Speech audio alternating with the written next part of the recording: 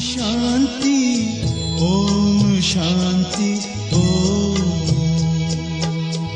ये ध्वनि मंगल ध्वनि है ओम शांति ओम। ओम शांति ओम।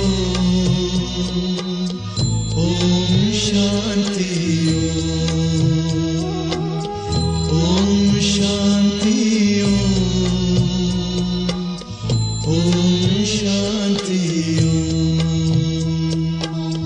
बड़ा है सुख कर ये मंत्र मन है ओम शांति ओम। ये ध्वनि मंगल ध्वनि है ओम शांति ओम। ओम शांति ओम। ओम शांति ओम। ओम शांति ओम। ओम शांति। फरिश्ता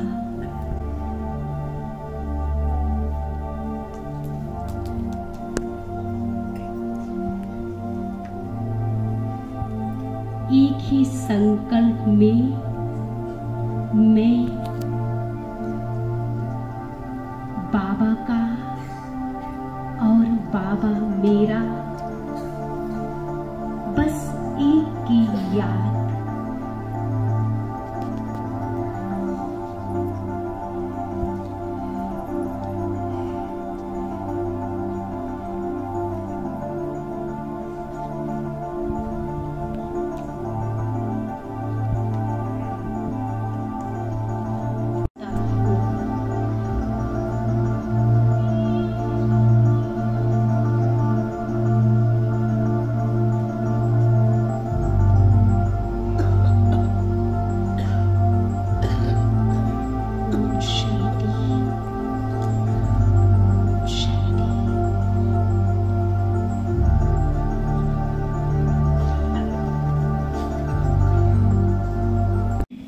एक 80 साल के बुजुर्ग से शादी करती है, उसके दोस्त उससे पूछते हैं तूने इसमें क्या देखा, तू इतनी सुंदर है, जवान है, तेरा पूरा भविष्य तेरे सामने है, तूने इसमें क्या देखा।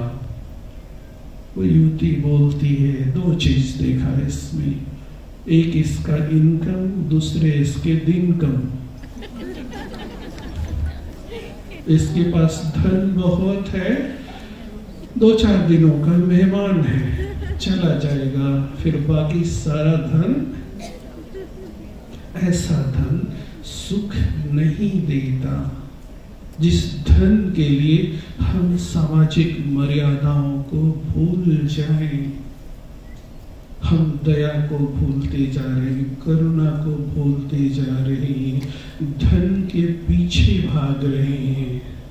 आजकल हमारे माता पिता भी अपने बच्चों को यही आदर्श देते हैं, बेटे तुम्हें डॉक्टर बनना है, तुम्हें इंजीनियर बनना है, तुम्हें बड़ा उद्योगपति बनना है, बहुत धन कमाना है।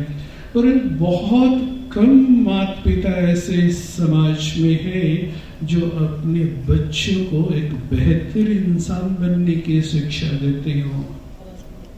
बहुत कम लोग ऐसे, इसीलिए तो ब्रह्मा कुमारी जैसी आध्यात्मिक संस्थाओं को काम करना पड़ रहा है। पहले इतनी आध्यात्मिक संस्थाएं नहीं थी, इतने गुरु संत महात्माएं नहीं थे, लेकिन आज आप टेलीविजन खोलिए, ढेर सारे संत महात्माएं, संस्थाएं लोगों को स्पिरिचुअलिटी सिखा रही हैं, क्योंकि पता है कि संसार में सब कुछ है, बस एक चीज मिस हो रहा है, अध्यात्म। वो अध्यात्म जो हमारे मूल्यों का विकास करता है, और ये मूल्य ही जीवन में सुख देते हैं, शांति देते हैं, हमारे रोगों को ठीक करते हैं। एक समय हमारे भारत देश में एक एजुकेशन सिस्टम हुआ करता था जिसका नाम था गुरुकुल शिक्षा प्रणाली। पता है ना आप सबको? भारत आजाद हुआ तब तक भी हमारे देश में गुरुकुल हुआ करते थे। हमारे बच्चे गुरुकुलों में जाया करते थे पढ़ने के लिए, और वहां जाकर के वो विद्या अध्ययन करते थे। वहां पर उनको साइंस मैथ्स के साथ साथ जीवन जीने की कला भी सिखाई जाती थी। आज हमारे विद्यालय बहुत उन्नत हो गए हैं, परंतु वो केवल हमें सब्जेक्ट का ज्ञान देते हैं, जीवन जीने की कला नहीं सिखाते। परंतु तब साइंस मैथ्स टेक्नोलॉजी के साथ साथ हमारे गुरु हमें जीवन जीने की कला भी सिखाते थे, हमारे मूल्यों को विकसित करने का ज्ञान देते थे। समाज में कैसे रहना है, एक दूसरे से कैसे व्यवहार करना है, कब सोना कब उठना, किस चीज का जीवन में कितना महत्व है, संबंधों का महत्व क्या है, धन का महत्व क्या है, समाज की उपयोगिता क्या है, इन सब की शिक्षा देते थे। इसलिए तब जब हमारे विद्यार्थी गुरुकुलों से बाहर निकलते थे तो एक बेहतर इंसान बन करके निकलते थे, उनके जीवन में सुख और शांति होती थी। आज हमारे बच्चे स्कूल और कॉलेजेस में जाते हैं, अपने अपने विषय में मास्टरी हासिल करते हैं, परंतु जीवन के मास्टर बन नहीं पाते। छोटी छोटी समस्याओं में परेशान हो जाते हैं, छोटी छोटी परिस्थितियों का सामना नहीं कर पाते। हम आज अपने संबंधों को ठीक से निभा नहीं पाते, हम अपने बड़ों का सम्मान नहीं कर पाते। वो माता पिता जो जीवन भर पाल पोस कर हमें बड़ा करते हैं, जीवन के अंतिम दिनों में हम उनका साथ छोड़ देते हैं, उनका साथ हम नहीं देते हैं। माता पिता के लिए सबसे बड़ा दुख, हमारी सभ्यता हमारी संस्कृति में वृद्धाश्रम का कहीं पर कोई वर्णन नहीं है। ये हमारे कल्चर के विपरीत है, परंतु आज हर शहर में हर नगर में वृद्धाश्रम बनते जा रहे हैं। हम पारिवारिक संबंधों को निभाना भूलते जा रहे हैं। अब जरूरत है हमको फिर से पीछे लौटने की। हमने आगे बहुत बढ़ करके देख लिया, बहुत उन्नति कर ली। हमें अपनी पीछे की जो हमारी ग्लोरियस कल्चर है, संस्कृति है, पीछे मुड़ने की आवश्यकता है। साधन सुविधाएं अगर थोड़ा कम भी हो तो जीवन चल जाता है, परंतु अगर मूल्य न हो तो ये जीवन बहुत कठिन लगता है। आज हमारा जीवन कठिन बन गया है, हम सब देख रहे हैं। परिवारों में कलह क्लेश बहुत है, प्यार का स्थान स्वार्थ ने ले लिया है। जब तक स्वार्थ है प्यार है, स्वार्थ खत्म प्यार भी खत्म। दया और करुणा, समय पड़ने पर हम अपने पड़ोसी को भी मदद नहीं करते। देख करके ये बहुत दुख होता है कि एक व्यक्ति सड़क पर गिरा है और दूसरा व्यक्ति वहीं से गुजर रहा है, उसकी मदद नहीं करता है। इंसान तो हम हैं, शरीर तो हमारा मानव का है, परंतु मस्तिष्क हमारा दिलो और दिमाग जड़ बनता जा रहा है। कारण साधनों में इंसान डूबता जा रहा है। हम भोग वाली प्रवृत्ति के बनते जा रहे हैं। हमने स्पिरिचुअलिटी को अपने जीवन का सबसे अनावश्यक अंग मान लिया है। स्पिरिचुअलिटी जो हमारी आत्मा का भोजन है, जो हमारे मन का भोजन है। आज तनाव बहुत है और हम सब जानते हैं कि more than 80% diseases are psychosomatic, जो तनाव के कारण उत्पन्न होती है। एक डॉक्टर के पास हम जाते हैं, तनाव से उत्पन्न बीमारियों की वो दवा दे देता है, परंतु तनाव की दवा उसके पास नहीं है। तनाव मन की बीमारी है। दुनिया का कोई भी मेडिसिन मन तक नहीं पहुंचता। तनाव से सिर दुख रहा है, उसकी दवा वो दे सकता है। तनाव से हमारा बीपी बढ़ गया, उसकी दवा दे सकता है। तनाव से हमारा डायबिटीज बढ़ गया, उसकी दवा वो दे सकता है, परंतु तनाव की दवा उसके पास नहीं है। वो कहता है ज्यादा सोचो नहीं, खुश रहा करो। परंतु ज्यादा सोचे कैसे नहीं इंसान खुश कैसे रहे? तो कहता है मेडिटेशन करो, आध्यात्मिक संस्था में जाओ, योग सीखो, करो। अब तो डॉक्टर्स खुलेआम रूप से कहने लगे हैं मेडिटेशन करो। पहले लोग कहते थे प्राणायाम करो। समझना है, प्राणायाम शरीर के लिए है, मेडिटेशन मन के लिए है। तन जितना स्वस्थ जरूरी है, मन का भी उतना ही स्वस्थ रहना जरूरी है। हम तो कहते हैं कि यदि तन थोड़ा बीमार हो तो भी चलेगा, मन का स्वस्थ रहना जरूरी है। मन स्वस्थ तन को अपने आप ठीक करेगा।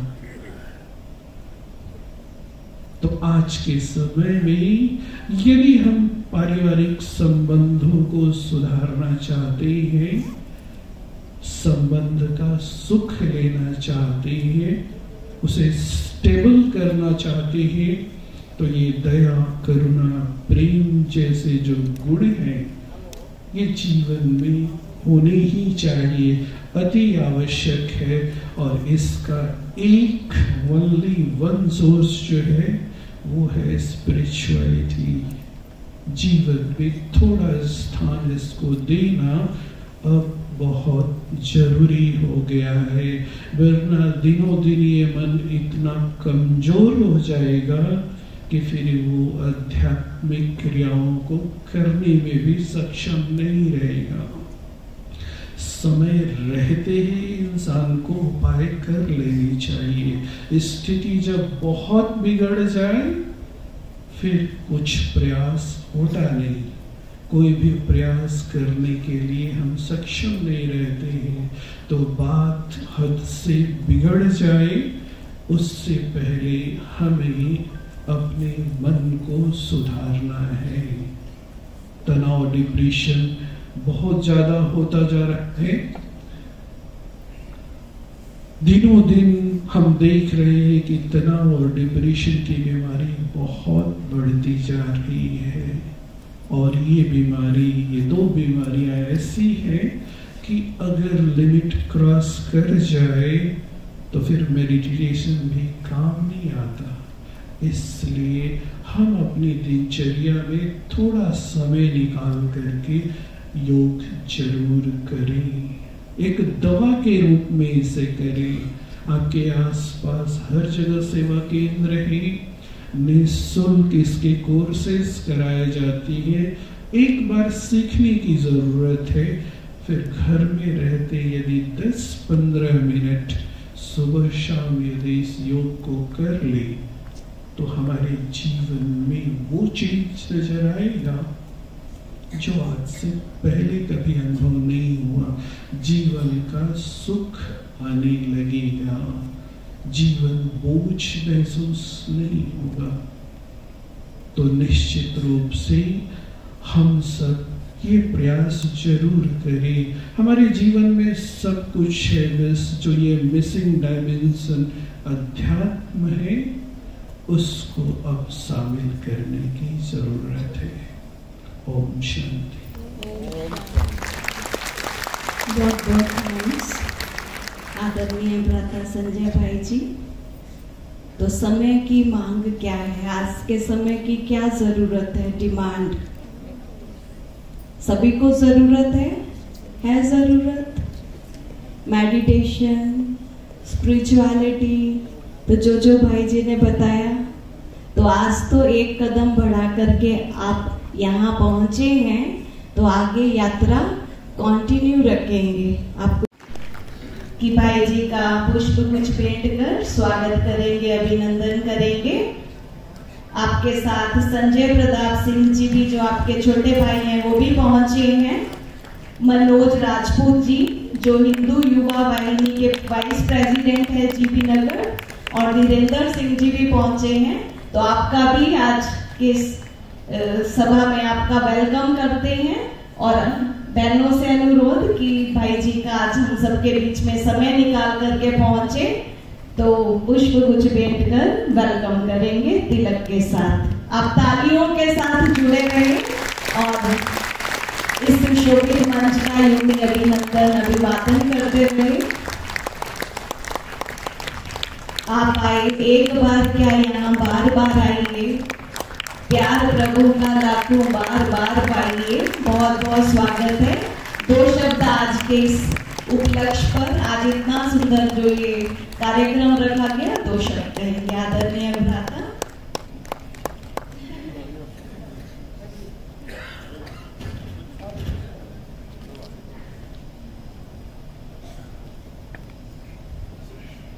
ओम शांति।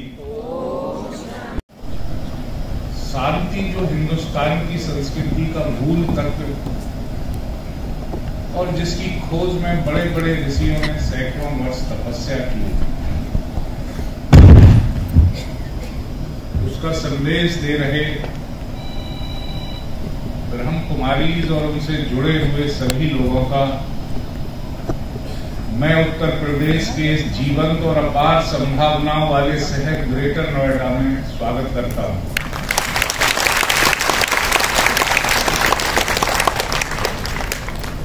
माउंट आबू से तशरीफ लाए हमारे परम आदरणीय श्रीकांत जी और संजय जी का मैं तहे दिल से धन्यवाद करता हूं, क्योंकि उनके विचार और अध्यात्म की व्याख्या सुनकर निश्चित तौर से मेरे मन को अपूर्व शांति प्राप्त हुई। और जो आज का विषय है दया और करुणा, हम देखते हैं कि कलिंग युद्ध के बाद सम्राट अशोक महान के हृदय में यही दया और करुणा का भाव आया था। और आपने देखा होगा इस भाव के आते ही पूरी दुनिया में उन्होंने दया, करुणा और शांति के लिए दूत भेजे। संघमित्रा को, अपनी पुत्री को भी उन्होंने सुदूर पूर्व के देशों में भेजा, जिससे शांति कायम हो सके।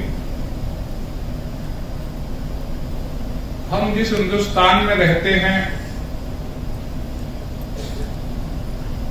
वहां आपने सुना होगा गौतम बुद्ध का नाम। राजसी ठाट बाट छोड़कर, अपने छोटे बच्चे को सोता हुआ छोड़कर, अपनी खूबसूरत पत्नी को छोड़कर वह किस लिए अपने घर से निकले थे? उसी अध्यात्म और शांति की खोज में, जिसका वर्णन आज हमारे श्रीकांत जी और संजय जी ने किया। सैकड़ों वर्ष तो नहीं, लेकिन वो बहुत व्याकुल रहे, मन अशांत रहा। काफी दिनों बाद जाकर एक वृक्ष के नीचे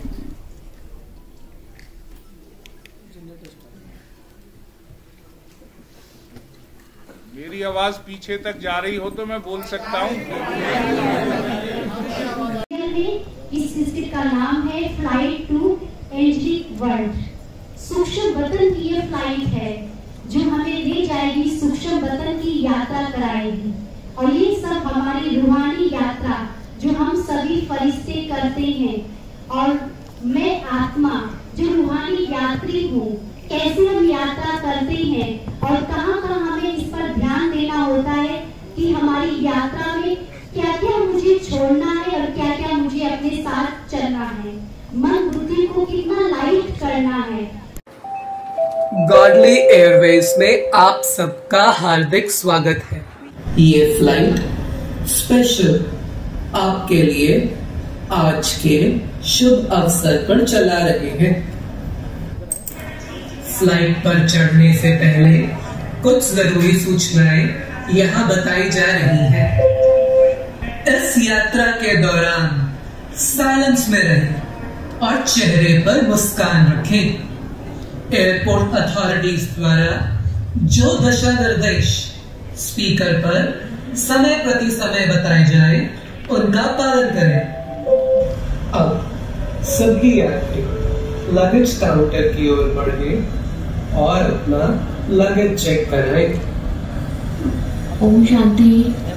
ये सारा विश्व ही एक ईश्वरीय परिवार है और हम उस परम पिता परमात्मा की संतान आपस में भाई बहन हैं। हमारा आपस में बहुत शुद्ध रूहानी पारिवारिक प्रेम है जो हमको हल्का रखता है। फ्लाइट में वजन की सीमा है। नफरत बहुत भारी वजन की चीज है। इसको आपको पहले ही छोड़कर जाना होगा। आप इसे छोड़ने को तैयार हैं? ऑडियंस में बैठे ब्राह्मण कुलभूषण भी कृपया ध्यान दें। विश्व परिवार में किसी एक व्यक्ति मन में बहुत नफरत भरकर रखी है। उस व्यक्ति का चेहरा सामने लाएं। उनके प्रति नफरत के विचार को यहीं छोड़कर जाएं और हल्के हो जाएं। अब आप बोर्डिंग काउंटर पर जाकर अपना बोर्डिंग पास कलेक्ट कीजिए। गॉडली एयरवेज का ये यूनिक बोर्डिंग पास है जिस पर लिखा है I love myself, I love God, and I love God's creation.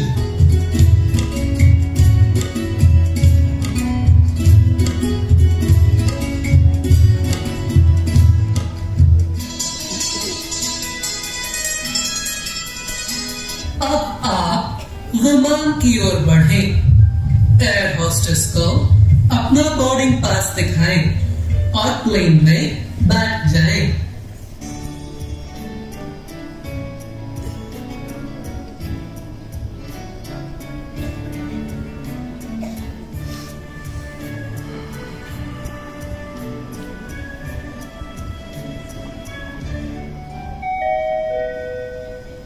Godly Airways के पुष्पक विमान में आपका हार्दिक स्वागत है। ये एक अनोखी यात्रा है। इस फ्लाइट के पायलट स्वयं परमपिता परमात्मा है। इस फ्लाइट का डेस्टिनेशन फरिश्तों की दुनिया, एंजेलिक वर्ल्ड है। फरिश्तों की दुनिया में हम जाएंगे और फरिश्तों के साथ खेल पाल करेंगे।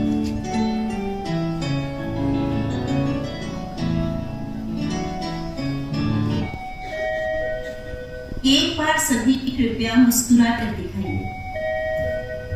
आप सभी की कुर्सियों पर बेल्ट लगी है। कृपया सभी अपनी सीट बेल्ट बांध लीजिए। आई रिपीट, कृपया सभी अपनी सीट बेल्ट बांध लीजिए। गॉडली एयरवेज में ये सीट बेल्ट हमारे डिटरमेंट थॉट का सिंबल है। सभी दृढ़ संकल्प लीजिए कि कुछ भी हो जाए लेकिन हमारी खुशी ना जाए। आई रिपीट, सभी दृढ़ संकल्प लीजिए, कुछ भी हो जाए लेकिन हमारी खुशी ना जाए।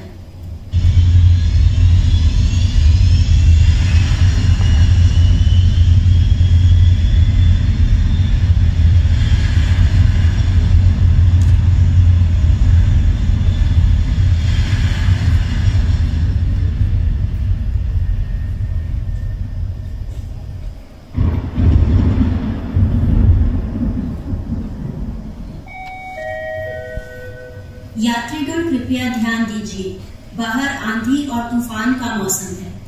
ये आंधी और तूफान हमारे जीवन में आने वाली परिस्थितियों के सूचक हैं, पर हमको घबराने की कोई जरूरत नहीं है, क्योंकि हमारे प्लेन के पायलट स्वयं सर्वशक्तिवान परमपिता परमात्मा है। सभी यात्रियों से अनुरोध है, कृपया सभी अपनी सीट बेल्ट बांधे रखिए।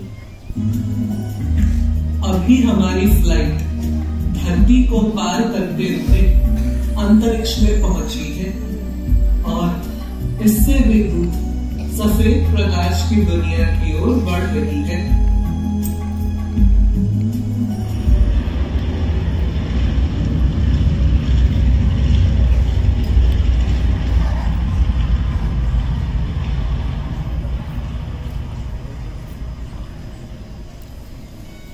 अभी हमारी फ्लाइट फरिश्तों की दुनिया में लैंड की है। कृपया सभी विमान से उतर जाएं। अब हमारी मुलाकात फरिश्तों के बादशाह प्राण प्यारे बाप दादा से होगी।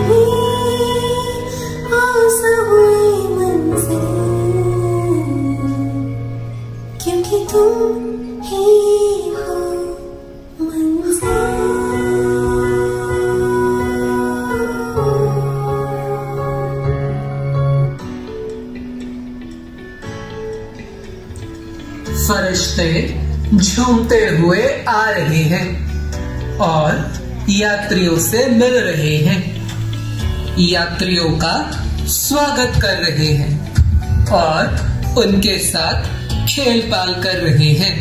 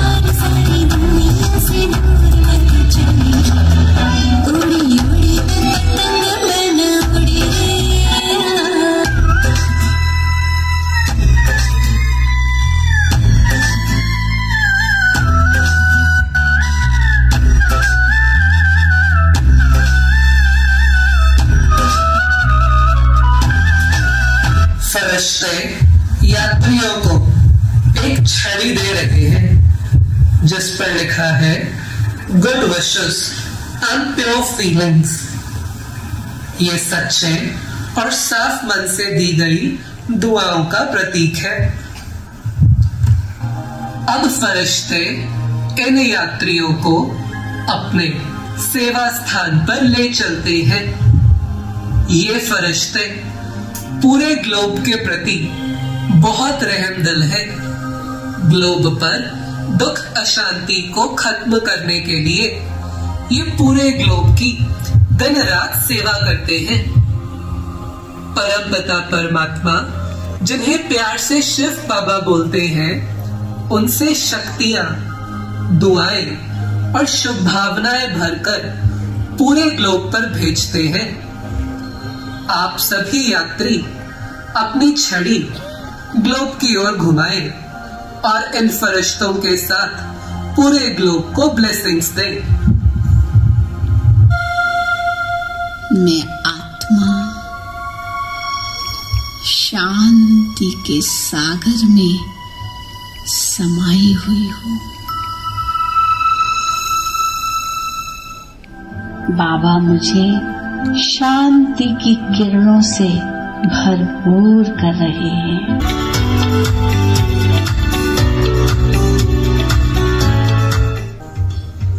फरिश्तों की दुनिया में प्राप्त एक नई ईश्वरीय शक्ति और ऊर्जा के साथ हम फिर से अपनी कर्म भूमि पर जाने के लिए तैयार हैं।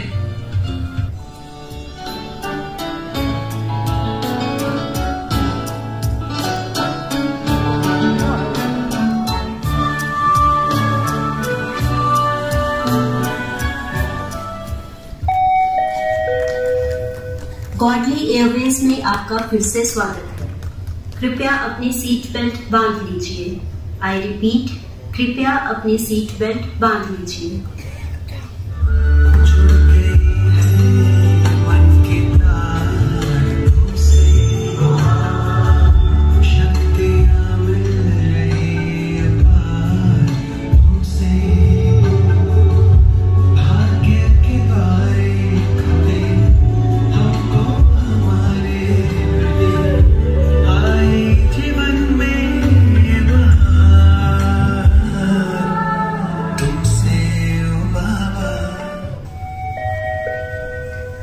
May I have your attention please? यात्रीगण कृपया ध्यान दें। अब हम वापस धरती पर पहुंच चुके हैं। गॉडली एयरवेज को सेवा का मौका देने के लिए धन्यवाद। आपकी आगामी जीवन यात्रा शुभ एवं मंगलमय हो। ओम शांति।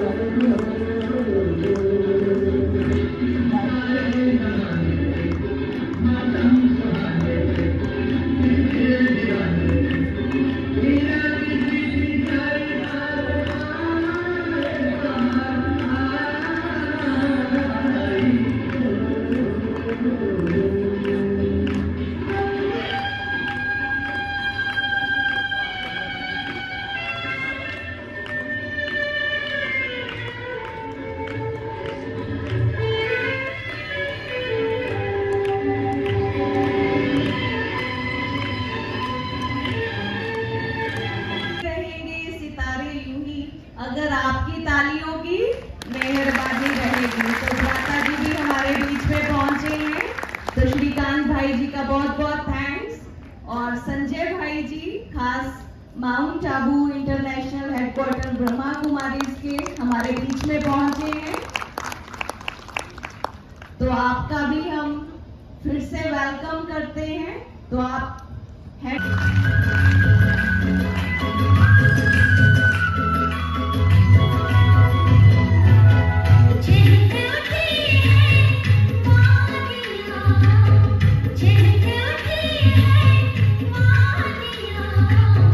चरण जो आपकी पड़ी है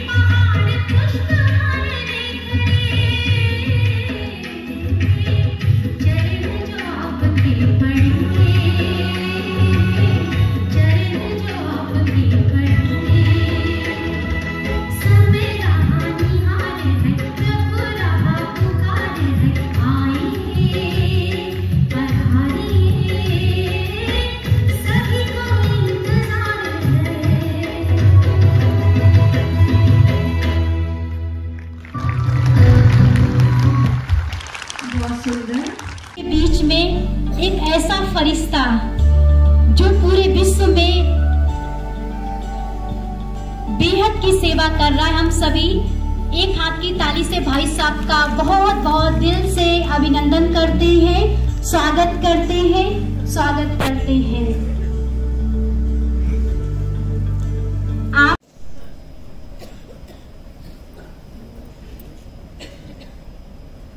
ओम शांति।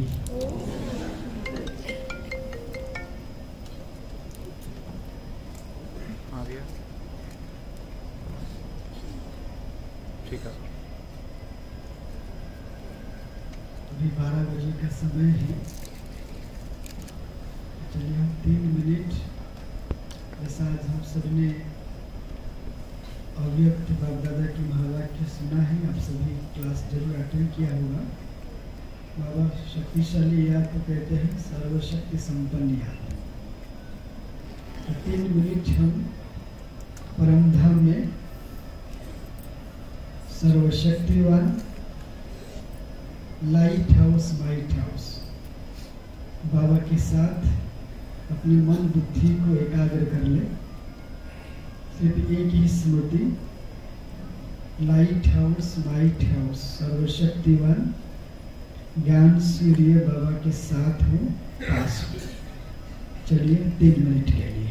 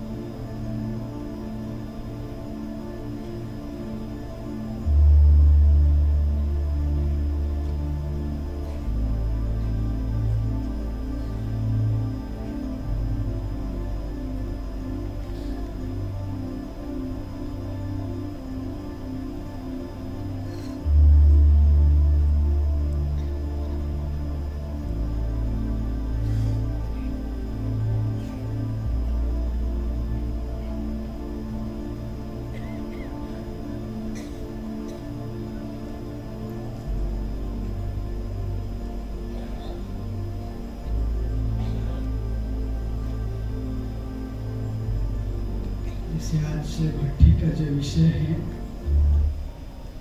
2 सब्जेक्ट कंबाइंड है, एक है फरिश्तों की उड़ान और ज्वालामुखी योग।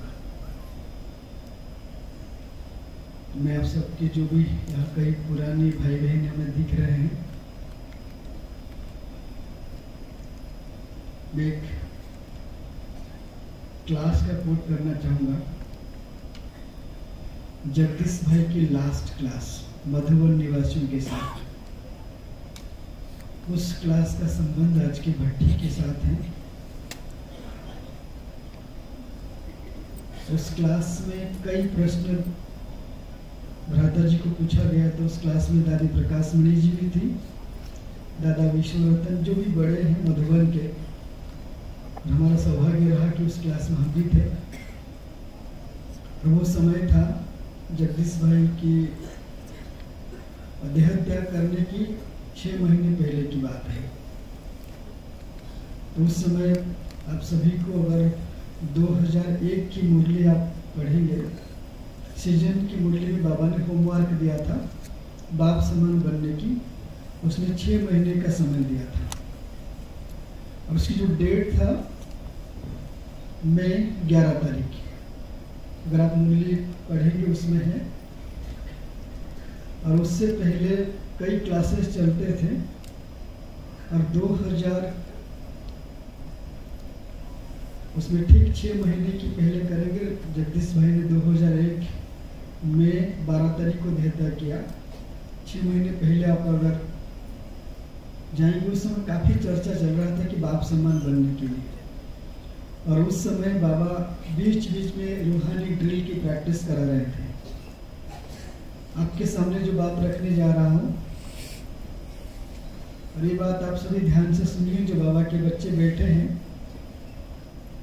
आपको आपके लिए पुरुषार्थ करना है। और आपकी पुरुषार्थ का सीधा संबंध उन सभी आत्माओं से है जिनकी आप पूर्वज हैं, जिनके आप पूज्य हैं।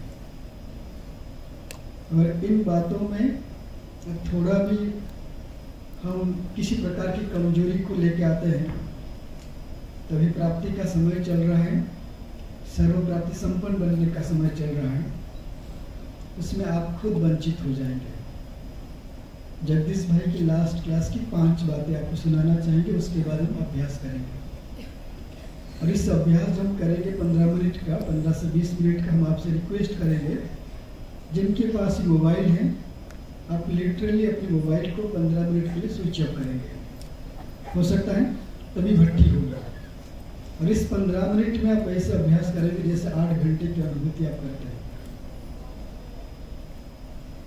तो जगदीश भाई अपनी क्लास में एक बात कहा था कि बाबा को प्रत्यक्ष करने के लिए हम इतने ब्रह्मा कुमारी भाई बहन हैं, लेकिन बाबा को प्रत्यक्ष नहीं कर पा रहे। उसके पीछे कारण क्या है?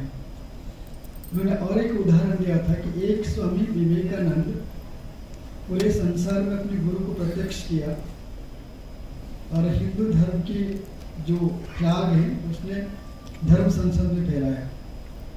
लेकिन हम सब इतने बाबा के बच्चे हैं, उस समय मेडिटेशन हॉल में लगभग 150 से ज़्यादा भाई बहन थे, बड़े भी सभी थे। क्यों नहीं हो पा रहा है? उन्होंने उसकी 3 कारण बताया था। हम सभी जानते हैं अपने ब्राह्मण जीवन में हम चलते चलते पुरुषार्थ में बाबा जो जिस नज़र से, जिस भाव से, जिस भावना से हम बच्चों से मिलते हैं, हम बाबा को बाबा समझ करके हम ही उसको थोड़ा कम करते हैं, कम आंक लेते हैं कि बाबा तो हमारा है। तो उन्होंने 3 बात कहा था जो ब्राह्मण जीवन में, एक श्रेष्ठ पुरुषार्थ जीवन में नहीं होना चाहिए, और 2 बात जरूर होना चाहिए। 3 बात में हम सभी जानते हैं, ब्राह्मण जीवन में आलस्य, अलवेलापन और गफलत। उन्होंने इस बात को कोट किया था। कुछ हम ज्ञान सरोवर निवासी भाई साहब से मिल रहे थे, उनके सामने प्रश्न रखा गया था कि हम विजय माला में आना चाहते, उसके लिए पुरुषार्थ क्या करें।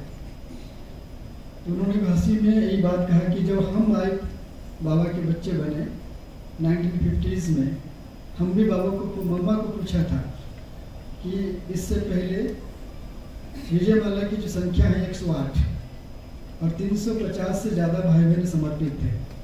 इसका अर्थ हुआ कि 108 की माला की संख्या बढ़ चुकी है, हम विजयमाला में नहीं आ सकते हैं। लेकिन मम्मा ने वो सुंदर जवाब दिया।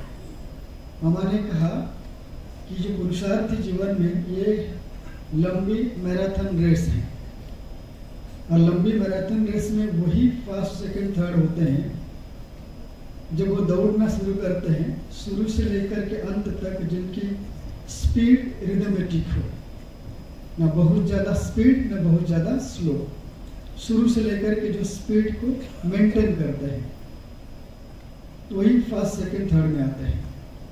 और कोई भी खिलाड़ी अगर पब्लिक की आवाज़ को सुन लेता, उसके ध्यान बट जाता है, तो पूरी वो उस रनिंग रेस में पीछे रह जाता है। तो हम जब पुरुषार्थ करते हैं, हमारे पुरुषार्थ लंबी दौड़ के रेस हैं। हम सभी जब यहाँ पे हम पूछेंगे कि सभी विजयमाला मनाना चाहते हैं, तो सभी हम हाथ उठाएंगे जरूर। लेकिन पुरुषार्थ में कौन सी बात जो है पुरुषार्थ में कमजोर करता है या तो स्पीड कम करता है? वो 3 बात, आलस्य, अलबेलापन और गफलत। सबसे बड़ी बात यहाँ पर गफलत की बात करते हैं।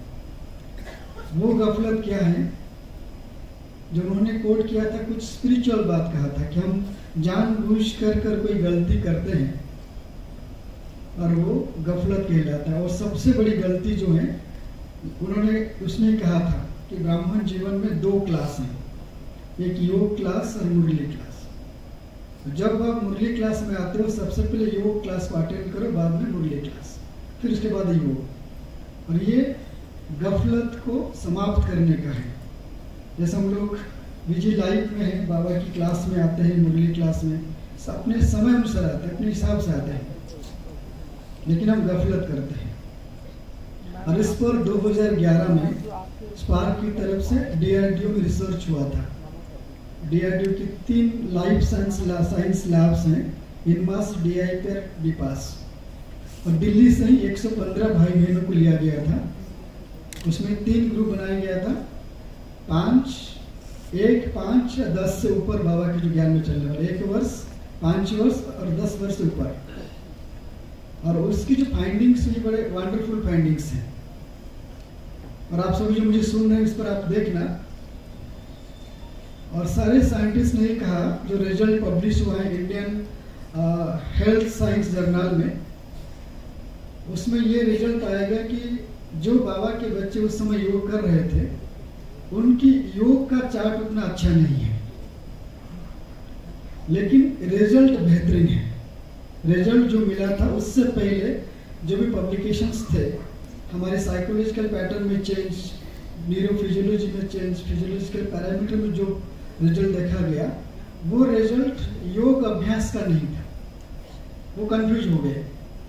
अभी भी एक साइंटिस्ट का नाम डॉक्टर अरुणिमा गुप्ता, वो एसोसिएट डायरेक्टर DIPR के हैं, वो उस प्रोजेक्ट की PI थे। उन्होंने एक सवाल किया कि आपकी संस्था में या ब्रह्मा कुमारी बनने के बाद कोई एक ऐसी एक्टिविटी है जिस एक्टिविटीज में कंप्रोमाइज नहीं किया जाता है, कंपल्सरी है, तो कौन सी एक्टिविटी है? बिल्कुल कंप्रोमाइज नहीं करते हैं,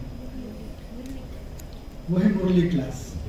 आप ज्ञान में चल रहे हो या नहीं चल रहे हो, उसका प्रमाण क्या है? अगर आप मुरली क्लास में रेगुलर आ रहे हो, तो उसके प्रमाण क्या आप ज्ञान में चल रहे हैं। अमर केवला योग किया नहीं किया, कौन जाके देखना है आपके घर में? आप यहाँ योग में बैठे हो, अभी हम लोग रिसर्च करने की प्लानिंग कर रहे हैं निमांस के साथ। जब आप योग में बैठे हैं, आप सच में योग कर रहे हो या नहीं कर रहे हो, कैसे पता चलेगा? आपकी संकल्प क्या है, उसकी भी फाइंडिंग्स की जा रही है कि बाबा ने कहा है विज्ञान राजयोग को सिद्ध करेगा कि नंबर 1 योग है, इसी योग से ही सत्ययुग आएगा। तो उन्होंने ये पाया कि राजयोग अभ्यास उतना नहीं है, लेकिन मुरली क्लास, वो शक्तिनगर सेंटर पर आए भी मुरली क्लास अटेंड करने के लिए। और सेंटर की क्लास की जो वातावरण था, उन्होंने खुद इस पर रिपोर्ट लिखा है कि वास्तव में जो मुरली क्लास आपकी है, ये जीवन परिवर्तन करने का ही क्लास है। और हम उस पर नोट करते हैं हमेशा। मुरली क्लास में और योग में बाबा का जो स्वरूप बनता है, पावरफुल मैग्नेट का स्वरूप बनता है। पहले को बाबा इरेज करते हैं और सत्यों की दिव्य संस्कार को हमारे आत्मा में भरते हैं। और उस समय अगर हम दो चीज हमने एक गफलत किया, एक गफलत है जब आप क्लास में बैठे हो, कोई भी एक्टिविटी ऐसा है जो आपकी बुद्धि को डिस्ट्रैक्ट कर रहा है, तो आप भर नहीं पाएंगे। अभी अभी फ्रांस की साइंटिस्ट ने रिसर्च किया है, जिससे हम लोग मिलके काम कर रहे हैं। उनकी एक खोज है, अगर ग्रुप ऑफ पीपल जहाँ पे 15 से ज्यादा लोग बैठ करके एक जगह पर कोई एक श्रेष्ठ विचार को लेके बैठते हैं और 15 मिनट के समय जो उनकी श्रेष्ठ प्रकंपन निकलेगा, वो प्रकंपन पूरे विश्व तक पहुंचता है। और वो अभी फ्रांस में बैठ करके भी अलग अलग जगह की मेजर कर रहे हैं और उनकी फाइंडिंग्स हैं कि 15 मिनट अभ्यास के बाद, जैसे हमने 15 मिनट हम अभ्यास करेंगे, 15 मिनट के बाद यह प्रकंपन लगभग 3 टाइम्स समय वो स्प्रेड होगा और उसमें 4 गुना ज्यादा। 15 मिनट अभ्यास किया तो 15 मिनट 15 into 3 45 मिनट्स, और 45 मिनट्स योग के समय की जो प्रकंपन है और योग अभ्यास पूरा होने के बाद वो कई गुना वाइब्रेशन निकल के लोगों तक पहुंचती है। वो तो कहते हैं कि पूरे विश्व में जाता है। और आप एक मुरली नोट किया होगा, अभी ठीक 8 महीने पहले रिपीट हुआ था। बाबा कहते हैं कि मधुबन एक गुंबज है और मधुबन गुंबज में बैठ करके अगर आप कोई भी संकल्प करेंगे, दुनिया में लोग कहते हैं कि गुंबज में बैठो तो आवाज ध्वनि जो है आपके पास लौटती है, लेकिन राजयोग की ध्वनि आपके पास नहीं लौटेगी। बाबा उस मुरली में कहा है, आपने यहाँ संकल्प किया तो 1 सेकंड में आपकी यह विचार पूरे संसार में, पूरे पृथ्वी से लेकर के विश्व तक फैलेगा। इसमें 2 बात चाहिए, बाबा ने उस मुरली में कहा, एक तो शक्तिशाली याद और दृढ़ संकल्प, और तीसरी बात है स्थिरता। योग का नाम है स्थिति और स्थिति का अर्थ है स्थिरता। और कभी दादी गुलजार की क्लास सुनेंगे, दादी गुलजार क्लास में एक शब्द उच्चारित करती है, स्थिरियम। स्थिरियम का अर्थ है, जो बाबा ने पावरफुल याद का डेफिनेशन भी दिया है, शक्तिशाली याद अर्थात योग साधना। उसके डेफिनेशन बाबा कहते हैं, शरीर, मन, बुद्धि और दिल, ये चारों एक बाबा की याद में स्थिर बैठ जाए। आज के बाबा ने कहा कि सिर्फ बैठने का योग नहीं है, चलते फिरते भी योग करो। लेकिन चलते फिरते योग करते हुए जो बैठ के करते हो, और वो स्थिति चारों तरफ फैलता है। कहाँ तक जाता है? दुनिया में किसी भी कोने तक जाता है। अगर हम कोई बाहर एक्टिविटी करते हैं, मान लीजिए मोबाइल बज जाता है, हम हिल जाते हैं, तो प्रकंपन डिस्टर्ब होता है। उसकी भी है। हमारे पास एक लैब रूम है, उसमें हमारे पास इंस्ट्रूमेंट है। हमने खुद एक्सपेरिमेंट किया, एक भाई को बिठाया था, उस भाई का 15 मिनट की योग रिकॉर्डिंग करने के लिए। और जैसे मैं उस लैब रूम के अंदर गया, मेरे पास मोबाइल था, और जाते ही जो रिकॉर्डिंग हो रहा था ईईजी पैटर्न, तुरंत उस ईईजी पैटर्न में नॉइज आ गया। नॉइज का मतलब होता है कि उसके जो ग्राफिकल पैटर्न बन रहे थे एक दूसरे के ऊपर क्रॉस हो गया। और वो जो भाई रिकॉर्डिंग कर रहा था, उसने खुद कहा कि यहाँ पर कोई इलेक्ट्रॉनिक आइटम एक्स्ट्रा आ गया है।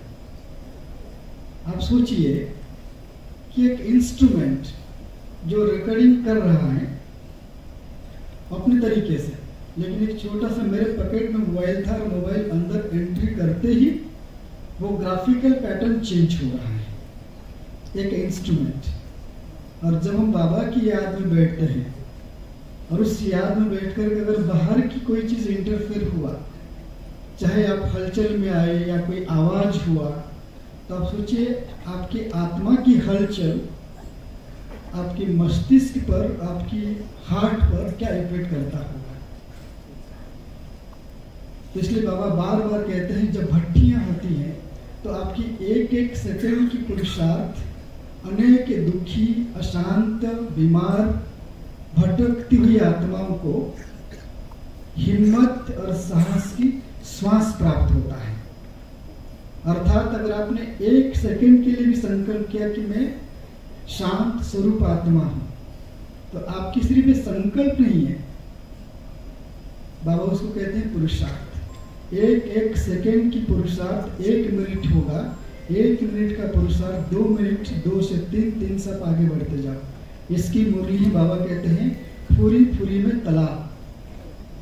आपके 1 सेकंड व्यर्थ नहीं जा रहा है, आपकी 1 सेकंड आप जो अभ्यास कर रहे हैं श्रीमत प्रमाण कर रहे हैं।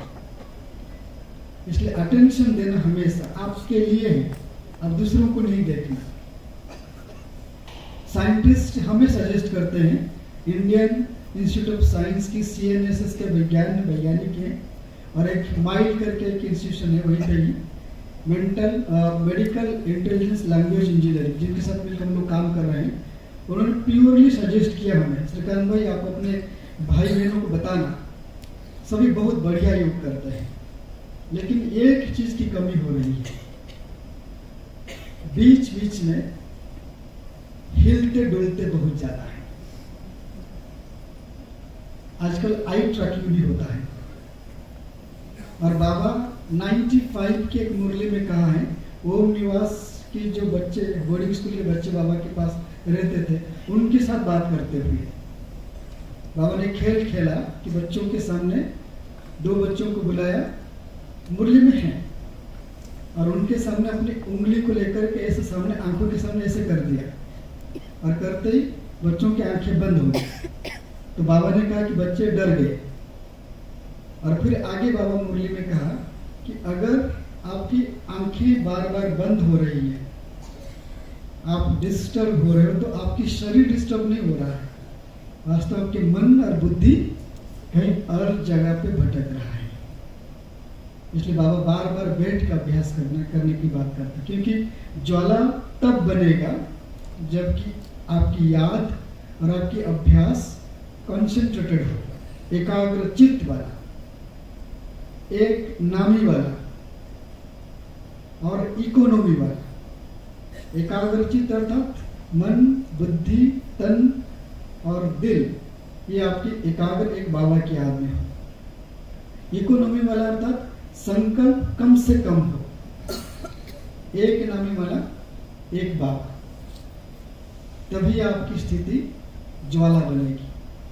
उसमें ये एक अभ्यास जो जगदीश भाई ने कहा, आलस्य, अलव्यपन, गफलत, गफलत को कोशिश करो दूर करने के लिए।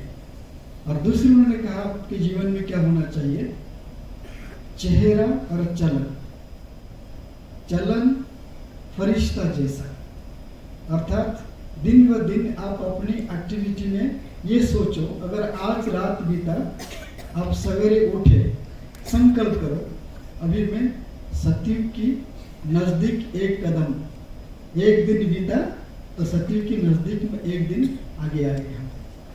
और शाम में जब रात्रि होता है, संकल्प करो कि अभी एक दिन कम हुआ मुझे परम धाम घर जाने के लिए। एक आंख में मुक्ति और दूसरे आंख में जीवन मुक्ति, तभी आपकी स्थिति फरिश्ता जैसे बनेगी। गफलत, जी गफलत का समझ में आ गया कि जानबूझ के, जैसे मान लीजिए मुरली क्लास में नोट करने की बात होती है, आप अगर सुना होगा साकार मुरली में हम जो हेडिंग लाइन, प्रश्न उत्तर, वरदान, सार और सुनते हैं, स्लोगन सुनते हैं, उसको बनाने वाली हमारी दीदी मनमोहिनी, वो अनपढ़ थी, पढ़ने लिखना नहीं जानती थी, और बाबा की बच्ची बनने के बाद पढ़ना लिखना सीखी, और ऐसी सीखी, रमेश भाई हमें कहा है 1966 में साउथ एक्सटेंशन दिल्ली में जब दीदी थी, रमेश भाई दीदी मिल करके ब्राह्मण परिवार की मनन चिंतन का संगठन बनाया था, उसका नाम रखा गया था स्टडी सर्कल, और वही स्टडी सर्कल आज स्पार्क के नाम से है। और वो दोनों शुरुआत किया था कि बाबा के बच्चे मिल करके संगठन करना चाहिए। उसमें एक दीदी की नियम की है कि आपको अगर क्लास में आना है, पढ़ना लिखना जानते हो, डायरी पेन लेकर के आओ। और दूसरी बात मर्यादा है कि क्लास में आने से पहले, टीचर आने से पहले आओ और टीचर संदिल से उठने के बाद बाहर निकले, तभी आप ईश्वरीय मर्यादा को गफलत नहीं करेंगे, अर्थात उसको डिरेस्पेक्ट नहीं करेंगे। और सबसे बड़ी बात है, बाबा ने मुरली में कहा है, जब अंतिम समय आत्मा शरीर छोड़ेगी जो 4 पेपर चेक होंगे, उसमें एक पेपर सबसे जो चेक होगा रिगार्ड की रिकॉर्ड। ज्ञान में चलने के बाद आपने रिगार्ड कितना रखा परमात्मा का, ब्राह्मण परिवार का और बाबा के बच्चों के बीच में आपके संबंध कैसा रहा, ये चेकिंग होगी, रिगार्ड की रिकॉर्ड। आलस्य अर्थात जैसे आप योग में बैठे हैं, आप 4 घंटा 5 घंटा नींद किए हो, फिर भी नींद आती हो, ये आलस्य। आपने नींद नहीं किया लेकिन नींद आई, वो अलग बात, क्योंकि शरीर को नींद की जरूरत है। आज भी काफी बात हो रही है कितना घंटा सोना चाहिए। आपके शरीर को नींद की जरूरत है 4 से 6 घंटा सोना ही चाहिए आपको ऐसा। लेकिन आलस्य उससे कहते हैं कि आप जब प्रैक्टिकल अभ्यास कर रहे हो उस समय आपको नींद आए। इसलिए बाबा ने मुरली में कहा है कि अपने नींद को जीतने वाले बनो, और उस पर खास आंखों पर बाबा अटेंशन दिलवाते हैं।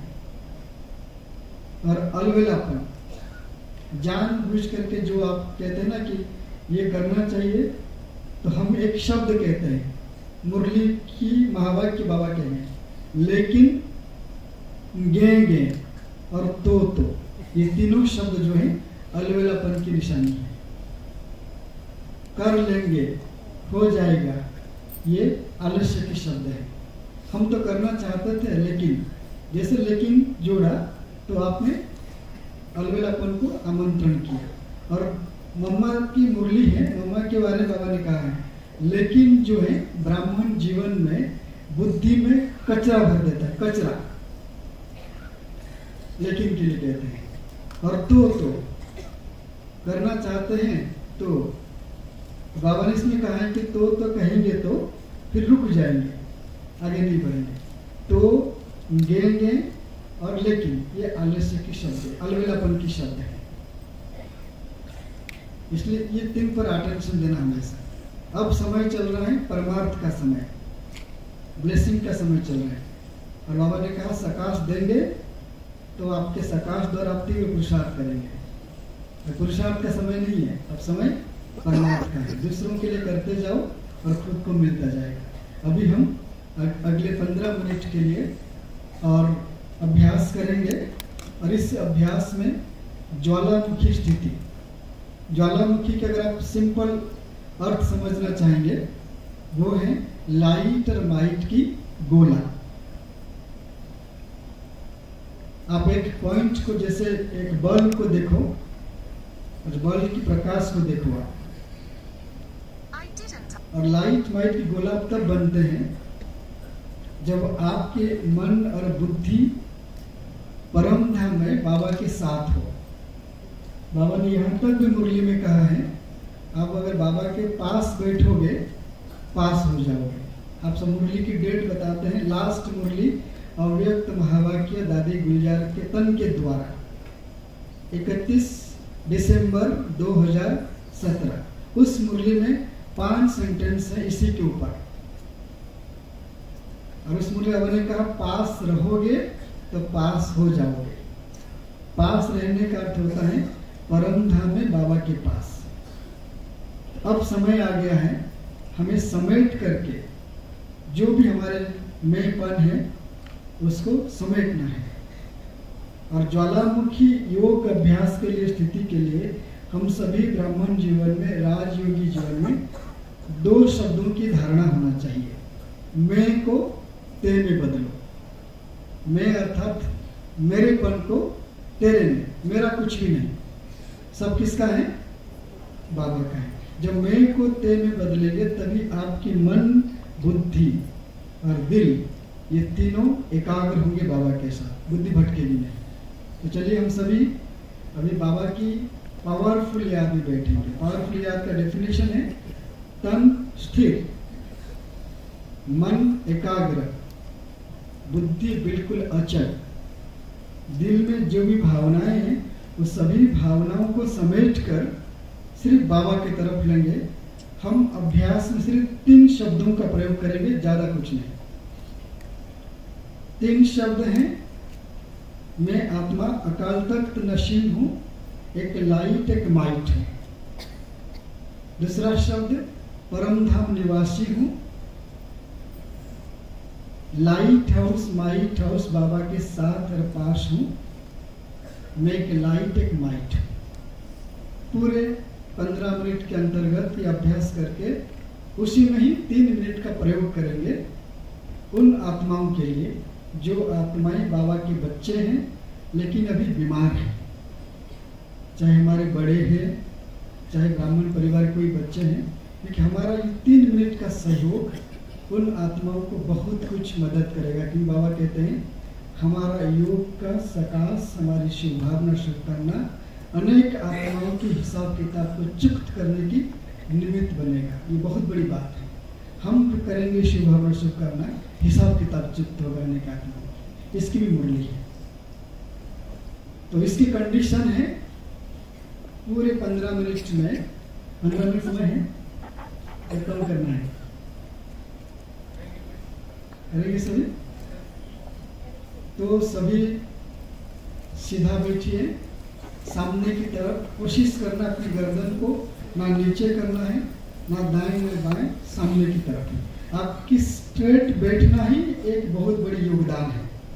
जब भी हम संगठित योग में बैठते हैं, अगर चुपचाप बैठे तो भी हमने अपने तन को भी लगाया विश्व सेवा, ये बहुत बड़ी दान है। आंखें खोल के बैठेंगे सभी। 3-3 मिनट के अभ्यास में हम एक ही प्रैक्टिस करेंगे, मैं आत्मा लाइट माइट हूँ। सबसे पहले अकाल तख्त नशीन, फिर परम धाम में बाबा के लाइट माइट किरणों के नीचे, और बाबा को देखेंगे लाइट हाउस माइट हाउस के रूप में, और हम सभी लाइट और माइट। चलिए सभी अंतर्मुखी बने।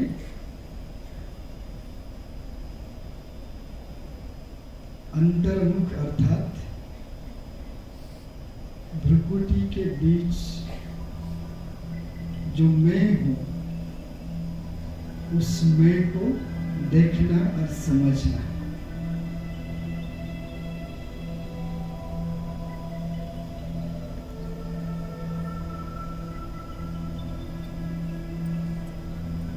तन स्थिर, मन एकाग्र, बुद्धि बिल्कुल अचल और अडोल। एक स्मृति, मैं आत्मा एक लाइट एक माइट है। अकाल तख्त नशीन। अगले 2 मिनट के लिए इसी स्मृति में स्थित हो जाए। अटेंशन, स्थूल नेत्र पूरी तरीके से खुली हुई है।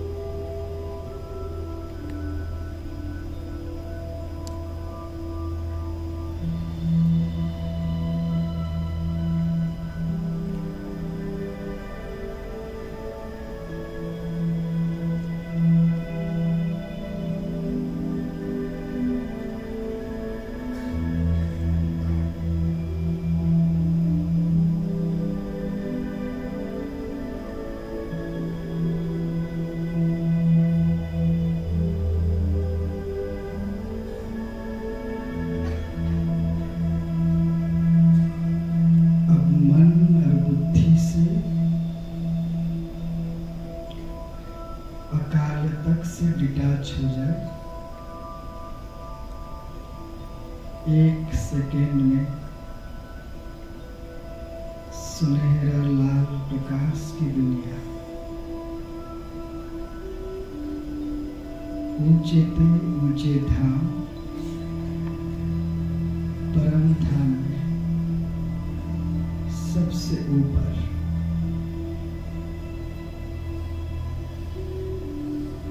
सर्वशक्तिवान लाइट हाउस माइट हाउस त्रिमूर्ति शिव बाबा के लाइट और माइट की किरणों के नीचे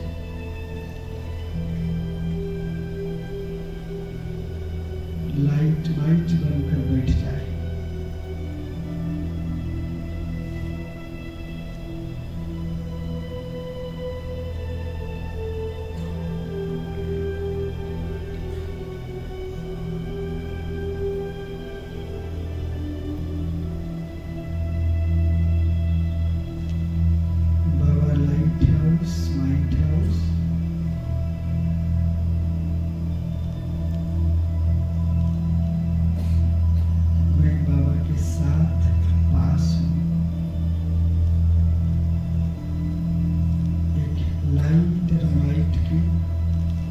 गोला बनकर चमक रही हो।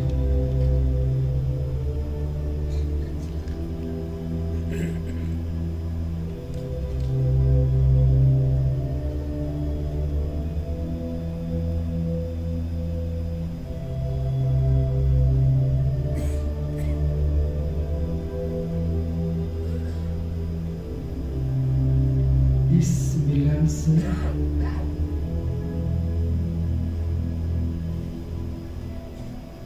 मेरी लाइट और माइट ज्वालारूप बन रहा है।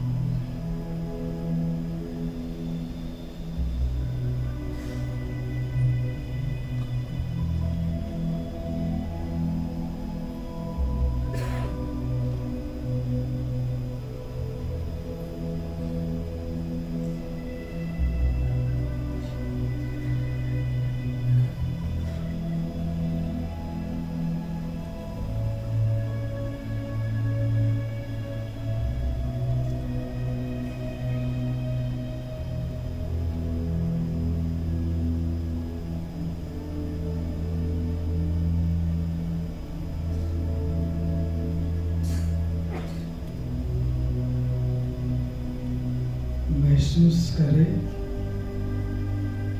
एक एक सेकेंड बीत रहा है। लाइट हाउस माइट हाउस बाबा मुझमें अपनी सर्वशक्तियां सर्वगुण और वरदानों से भरपूर कर रहे हैं। माइट गोला बनकर एक ज्वाला की तरह चमक रही है।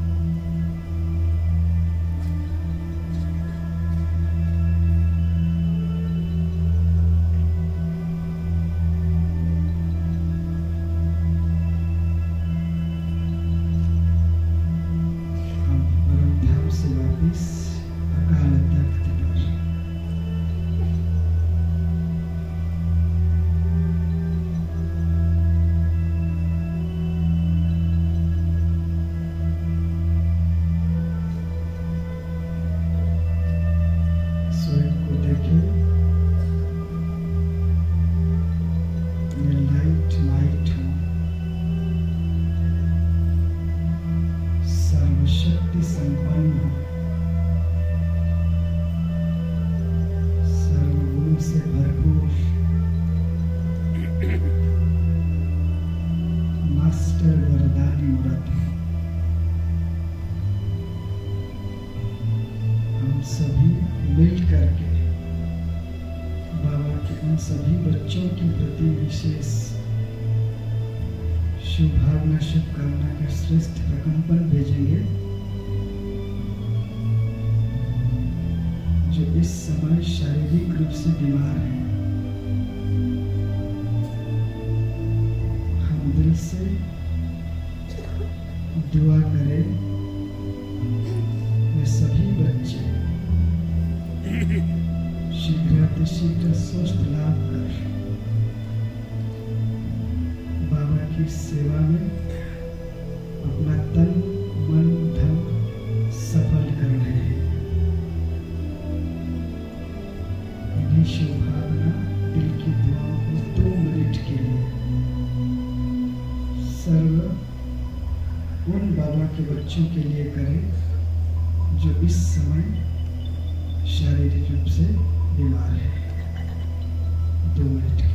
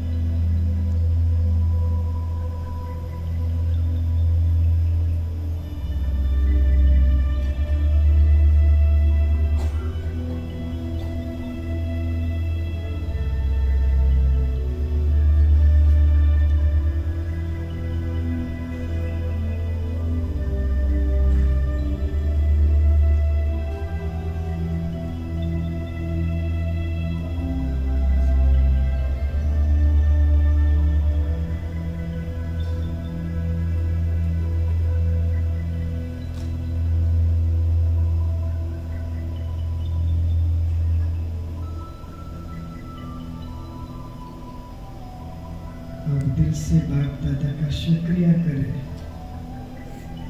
कि बाबा ने थोड़े समय के लिए हम बच्चों को निमित्त बनाकर हम सभी बच्चों से श्रेष्ठ सेवा कराया। शुक्रिया। मीठी बात। ओम शांति।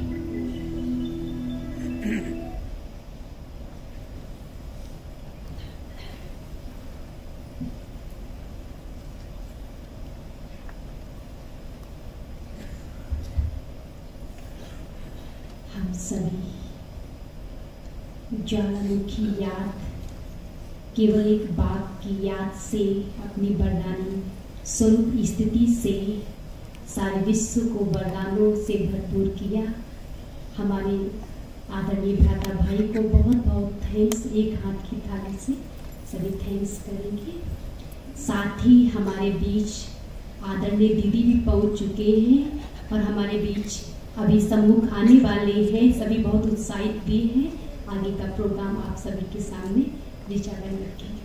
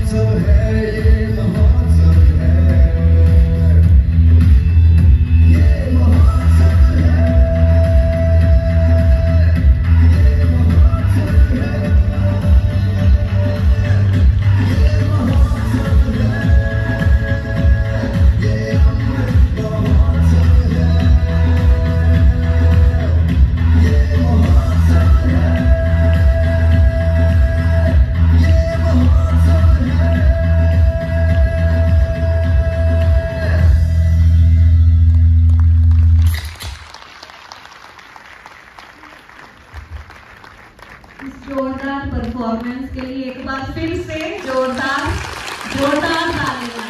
आपकी तालियों से मालूम पड़ रहा है कि आपको परफॉर्मेंस बहुत अच्छा, बहुत पसंद आएगा। तो अभी मैं हमारे बीच आज तो इस सभा को देखकर बहुत हर्ष हो रहा है, अंदर दिल गदगद हो रही है। कितने दूर दूर से आप सभी पहुंचे हैं, कोई गुड़गांव से आए और नरेला से आए हैं, पहाड़गंज से आए हैं, और सबने एक ही बार में हमारे निमंत्रण को स्वीकार किया और इस सभा की शोभा को बढ़ा रहे हैं। तो आप सबके लिए दिल से यही उमंग है कि जो चाह नहीं थी या जो दिल में वो नहीं था कि इतने भाई बहन पहुंच जाएंगे, वो आज मैं प्रैक्टिकल देख रही हूँ तो मुझे इतनी खुशी हो रही है और अंदर से लग रहा है कि सचमुच ये ब्राह्मण परिवार कैसा एवर रेडी परिवार है जो संकल्प करते हैं और मैसेज मिलता है और सब भागकर दौड़कर पहुंच जाते हैं। ये संगठन की विशेषता है। तो आज मुझे बहुत हर्ष हो रहा है, बहुत खुशी हो रही है कि आज आप सबको इस सभा में और साथ साथ हमारे बीच हमारे मुख्य भाई बहने जो आज हमारे बीच में सभा में है, विशेष हमारी पुष्पा दीदी जी करोलबाग पांडव भवन दिल्ली से हमारे बीच में पधारी हैं, और हमारे बीच मधुबन से हमारे ज्ञान सरोवर से संजय भाई जी और हमारे श्रीकांत भाई जी भी हमारे बीच पधारे हैं, और हमारे बीच पंकज भाई जी और साथ में रत्नाकर भाई जी। ये हमारे कुमार, आप सबको मालूम हो कि 7 Kumar beta 2 centre greater Noida के मधुबन में समर्पित हैं।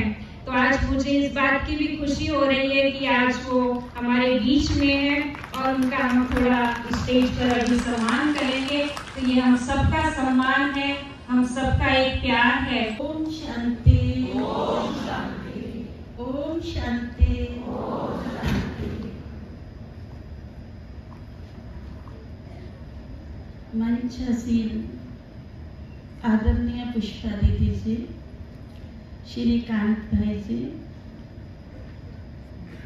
संजय भाई जी, डागर भाई जी, बीना बहन और अटल भाई जी, रत्नागर भाई जी, पंकज भाई जी, मैं आपका बहुत बहुत तहे दिल से धन्यवाद करती हूँ। आपने आकर इस मंच की शोभा बढ़ाई और आप सभी जितने भी भाई बहन हैं, आपने तो आकर चार चांद लगा दिए। मैं आपका भी तहे दिल से बहुत बहुत धन्यवाद करती हूँ। एक इशारे पर, एक निमंत्रण पर नोएडा के सभी सेंटर और ग्रेटर नोएडा के सभी सेंटरों ने मिलकर इतना सहयोग दिया। लेकिन सन 2011 में हमारे डागर भाई जी, वीना बहन, दोनों के आग्रह पर सेवाएं उनके घर में शुरू हुई और इनका इतना विशाल दिल कि अपना बना हुआ घर इन्होंने बाबा का सेवा केंद्र बना। आप दोनों को विशेष तौर पर बहुत बहुत आपका धन्यवाद भी करती हूँ और मैं समझती हूँ कि ऐसा विशाल दिल वाले बाबा के घर में दिन दुगनी और रात चौगनी तरक्की करते। आपने अपना ऐसा सौभाग्य बना लिया और कल्पांतर के लिए ये नोंद ली। ये भी कोई छोटी बात नहीं। और भी कई हैं जो सेवा केंद्र देते हैं, लेकिन देने के बाद भी आप बहुत निर्माणचित हैं और कभी शायद ये सुनना भी नहीं चाहते।